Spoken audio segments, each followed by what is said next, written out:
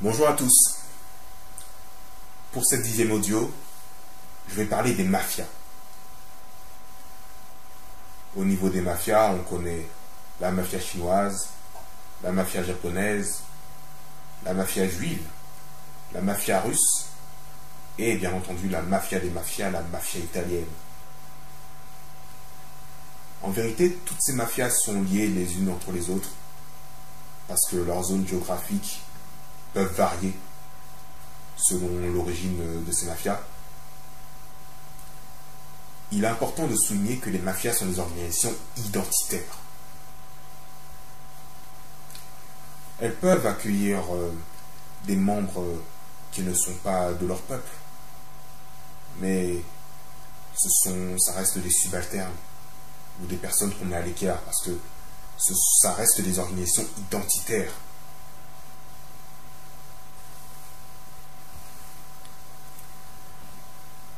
Les mafias sont des organisations qui ont servi et qui servent toujours comme contrepoids à l'État ou à l'Empire. En Chine, par exemple, c'était un contrepoids à la dynastie Mandchoue, parce que les Han, qui sont l'ethnie majoritaire, étaient dirigés par une ethnie vraiment minoritaire, les Mandchous. Et les organisations en Chine continentale, on les appelle les Hui, se sont créées pour créer des réseaux de solidarité pour contrer l'État. Ainsi, Sun Yat-sen, qui est un dirigeant très important, était dirigeant d'une triade. Voilà. Chiang Kai-shek, le célèbre nationaliste pourchassé par Mao Tse-tung et qui s'est réfugié à Taïwan et qui a été le premier dirigeant de Taïwan,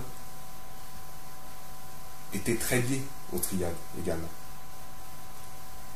Tout cela pour dire que les mafias triades sont liées à l'extrême droite, au nationalisme, pas à la gauche du tout. Par exemple, le Parti communiste a pourchassé les triades en Chine, sans pitié.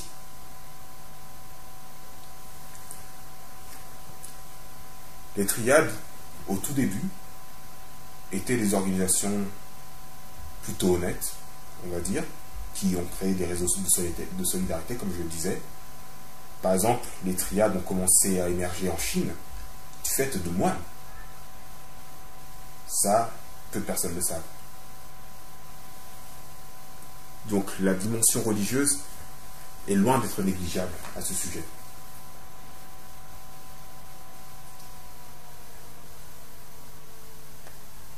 Donc les triades, on va dire, ont eu des évolutions très particulières, de l'honnêteté jusqu'au crime organisé, et du crime organisé le plus crasse jusqu'au crime organisé le plus doux. Toutes les triades fonctionnent selon des sauts qualitatifs, j'appellerais ça. On passe de la drogue, prostitution, au jeu, du jeu à l'immobilier, la bourse, les investissements en tout genre, comme le BTP,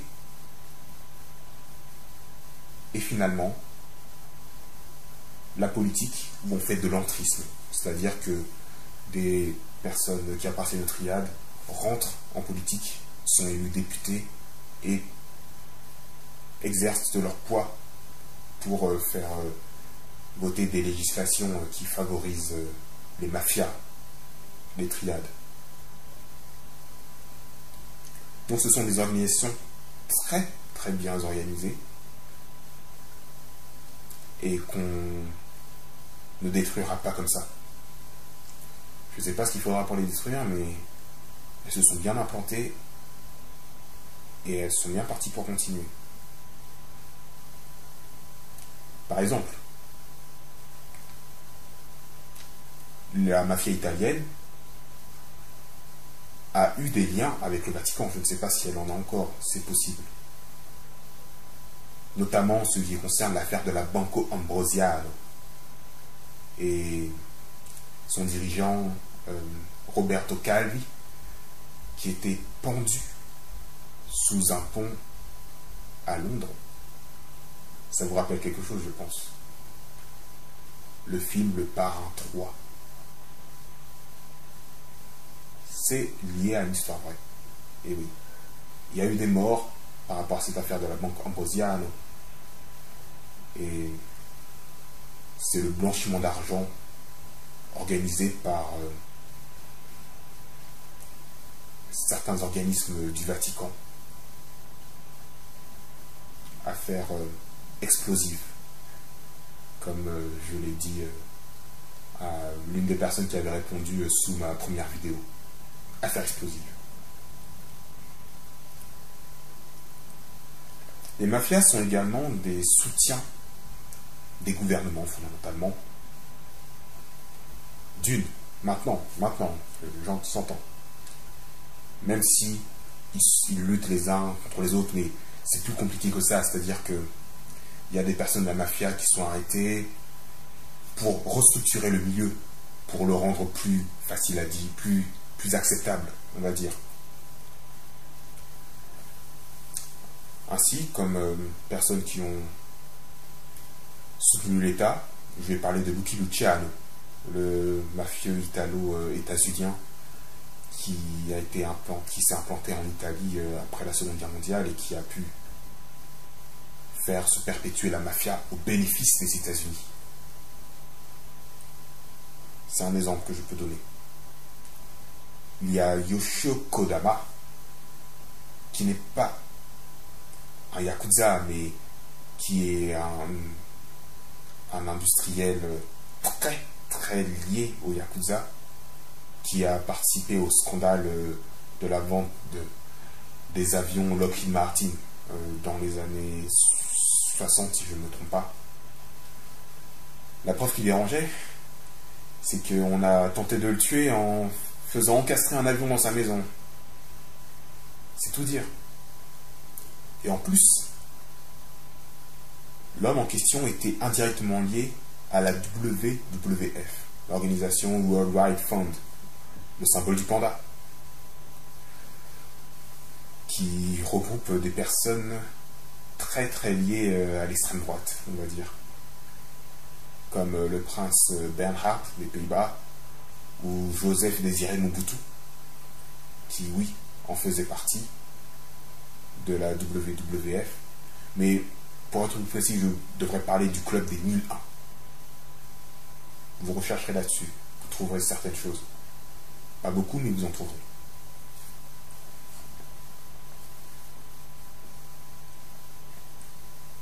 Ainsi, les mafias sont liées à l'État désormais, certaines composantes de l'État, on va être précis, et la lutte continue, parce que le capitalisme, c'est moderne, c'est la lutte de tous contre tous, c'est des restructurations permanentes, des politiques qui se font acheter par les mafieux, des juges qui se font buter, comme le juge Giovanni Falcone, autant pour moi, sous la voiture duquel on a fait exploser quasiment une tonne d'explosifs avec sa femme. Ils ont eu le paquet là.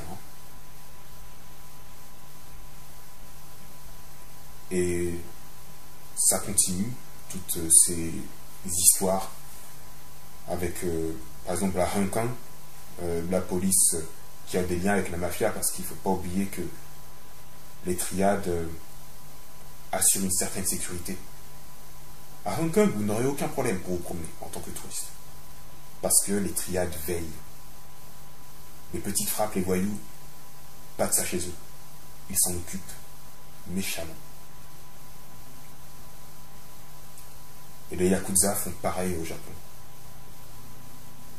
D'ailleurs, la plupart des organisations de Yakuza délaissent la prostitution et la drogue. Ils laissent ça aux triades chinoises qui se sont implantées au Japon. Une restructuration, comme on dit, du milieu. Et en toute logique, on doit lutter contre cela. Le problème, c'est qu'il faut déterminer les armes pour lutter contre. Et ça, c'est une autre paire de manches. Merci de m'avoir écouté pour cet audio. Je vous dis à une prochaine fois. Bonne journée à vous tous.